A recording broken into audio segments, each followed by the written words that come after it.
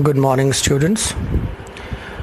Today I am here with the third recording on the poem Keeping Quiet, and this is the last recording on this poem. In the previous two recordings, we have studied about the poem. That in the first few lines,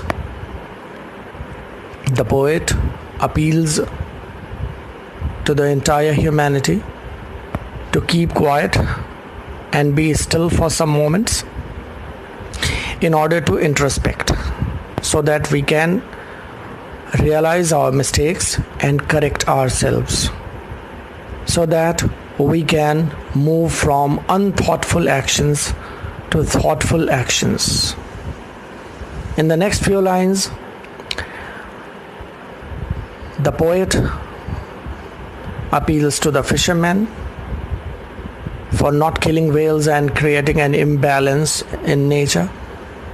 Then he directs his appeal to those people who are harming themselves by engaging themselves in thoughtless activities. Then he directs his appeal to the rich and powerful people and asks them to shed their violent attitude for some time and spend some time with common people in order to understand their problems, their troubles, their sufferings. Right. Now, in the next few lines, the poet is going to clarify his position. He wants to clarify his position as to what actually he wants. He should not be confused. So he wants inactivity, he wants silence, but it is not complete inactivity or total inactivity. So here we go. What I want should not be confused with total inactivity. Life is what it is about. I want no truck with death. If we were not so single-minded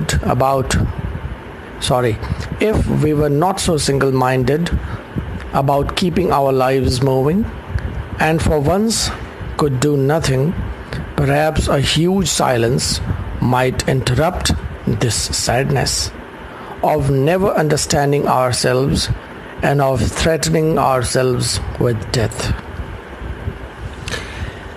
Now, in the very first line of this stanza, the poet says, "What I want should not be confused with total inactivity." So, in the very first line, he explains himself. He makes his point crystal clear that he does not want total inactivity. We have already talked about the fact that the poet is only in favor of momentary silence and momentary inactivity for introspection, for correcting our actions, for correcting our thoughts, and through those thoughts, our actions. The poet says, I am not in favor of total inactivity because, in my opinion, total inactivity is equal to death, D-E-A-T-H, death. So poet considers total inactivity death, and that is why he is not in favor of death. Right? Next line confirms what he wants. He says life is what it is about. He says life is there to be lived to its full. Right? So life is there to make progress. Life is there to move forward. Life is there to do productive things, establish peace, and life is there to be lived happily. So the poet says, I am not in favor of death. I am in favor of positive, peaceful,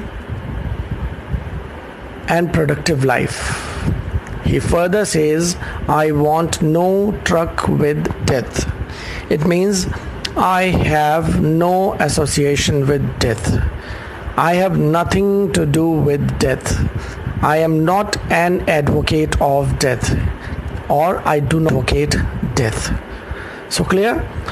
First few lines, poet's purpose is clear, that he is only in favor of momentary inactivity, not total inactivity, because the poet considers total inactivity death, and he is in favor of peaceful and positive and productive and constructive life.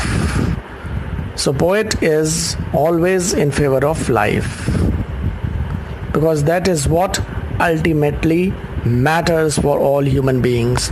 And if we continue living our life the way we are living, with unthoughtful actions, with aggressive actions, with violent actions, with so much destruction all around, with so much hatred all around, we may end up losing this world very soon.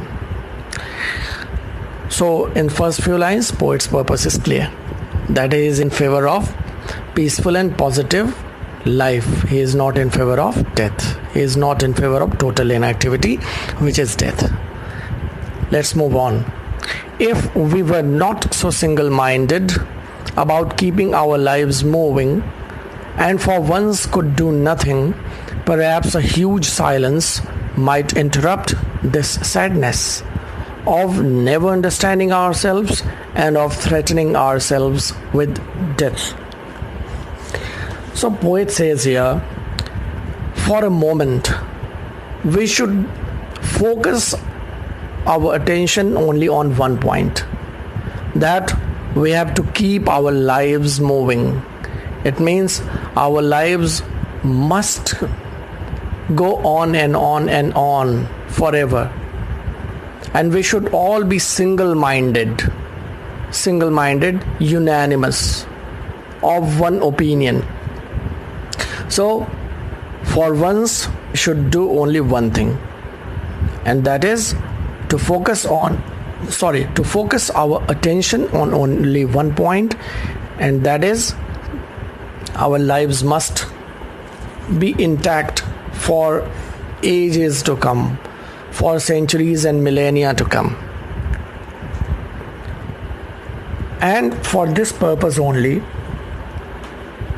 we should stop for a while.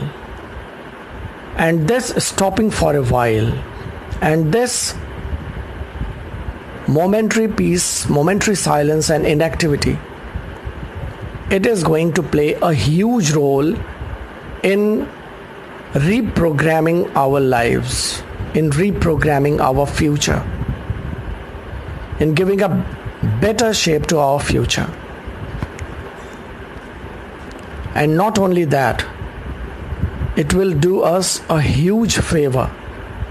And what is that favor? That favor will be, it will interrupt or break our sadness. The poet says that we are all sad, and we are all sad, and the factors are only two. What are the two main reasons why we are all sad? The first, never understanding ourselves. He says this line can be interpreted in two ways. First, we don't actually understand what we want from ourselves. What do we want to achieve in future? Do we want to achieve everything in return of our life? No. The poet says we must first of all understand ourselves, and we must have mutual understanding also. The poet says the first problem that causes our sadness is that we do not understand ourselves. We never understand ourselves. We do not have any kind of mutual understanding also. And the second reason of our sadness is that we threaten ourselves with death. That is, by our own actions, we put our life in danger. So threatening our lives, threatening ourselves with death means engaging in destructive activities and putting our lives in danger. So we can summarize this stanza in this way. In first few lines, the poet makes his position clear, makes his point clear, that he is not in favor of total inactivity, because total inactivity is nothing short of death. He has nothing to do with death. Rather, he is in favor of peaceful, productive, constructive and positive life. And he further says that we must all, for the sake of keeping our lives moving, focus our attention on only one point, and that is the human life must be protected at all costs. Right? And for that purpose, we have to be momentarily quiet and inactive. And this huge silence, the word huge is here used before silence, because this silence will not be a personal silence. Rather, this silence will be a collective worldwide silence. That is why the word huge has been used here, worldwide silence. And this worldwide silence might, he is expressing possibility, might interrupt, might break what? Sadness. And what is this sadness caused by? This sadness is caused by two things. First is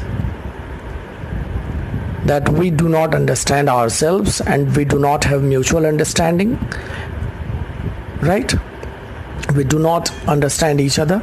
And second is our own activities, destructive activities, violent activities are putting our lives in danger, and thus the world is at risk. I hope I have explained and summarized this stanza, and if there is any problem in understanding these lines, you will express your problems, you will write your problems in the comment section. Right? Let's move on. Perhaps the earth can teach, as when everything seems dead and later proves to be alive. The poet says that what I am appealing for is nothing new. We see it all around us every year, or in almost every season of the year. And who teaches us? The earth. The earth teaches us what I am appealing for today. How? The poet says, understand it very clearly here. The poet says that during the cold seasons, in that type of countries, what happens? The seeds are sown in the fields, in the soil of the fields, right? During the cold seasons, there is nothing in the whole field. The fields look empty, they look inactive. There is nothing in the form of any kind of crop, right? And in cold countries, in those days, in cold seasons, there is snow, and the weather and the season both are not favorable for crops to grow. So during that time, the soil, the field, keeps those seeds intact in it, and not only intact, but it prepares seeds to grow or to come out of the soil in the form of crops when favorable season, favorable weather is there. Right? So now understand it. Seeds are sown in the field. Immediately they do not grow into crops. It takes time for them to come out. So during this period of 10, 15, 30 or days or 2 months, 3 months time, whatever it takes, in different conditions, the soil of the field prepares those seeds, and when the favorable weather is there, those seeds come out in the form of crops. So now understand the analogy. Our mind is like the field. The positive thoughts are like the seeds, and positive actions are like crops. Right? So we must learn this lesson from earth, that immediate result is nothing. We have to look inactive from outside in order to be active from inside. Right? So this lesson is to be learned from nature. This lesson is to be learned from earth. And if we learn this lesson from earth, we can produce thoughtful actions also with the help of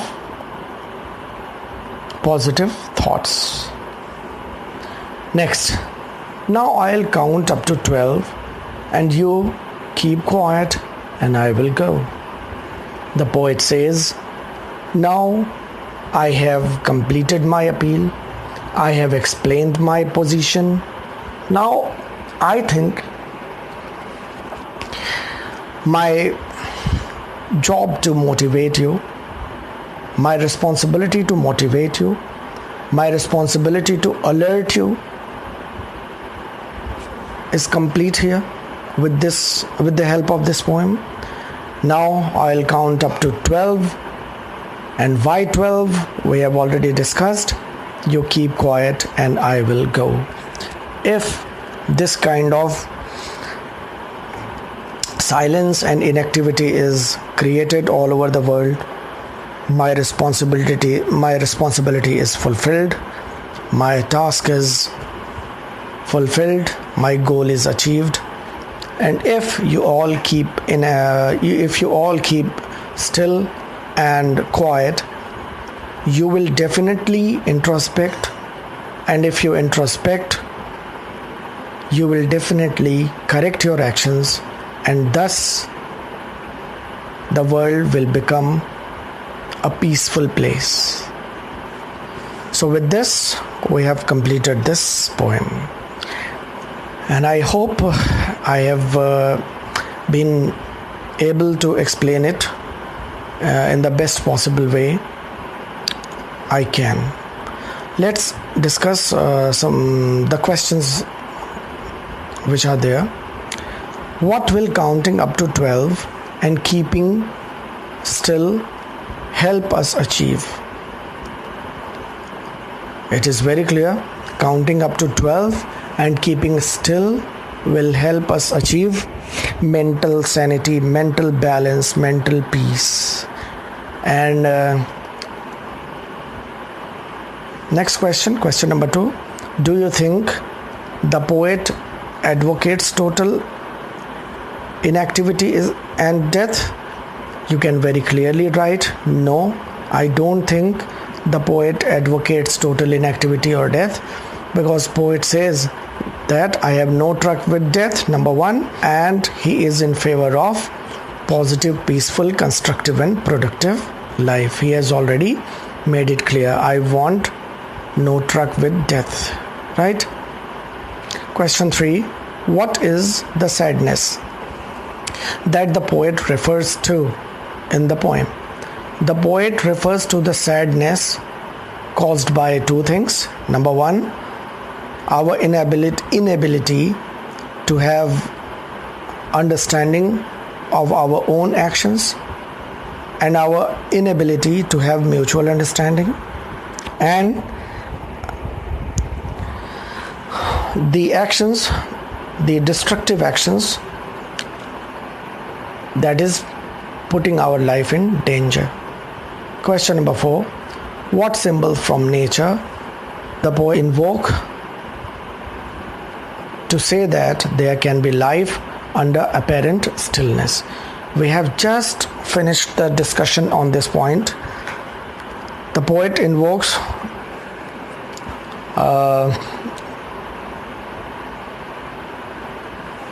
the symbol of nature, that is field, right? The analogy of seed, field and crop, right? And from outside the field looks still or inactive, but inside it is preparing the seeds to come out in the form of crops. So with this, we have finished this poem, and if there is any questions, any query, please share it or please write there in the comment section. And do not forget to write your name and roll number in the comment section, so that we are aware as to how many students are actively parting in the or actively listening to the audios. Thank you very much.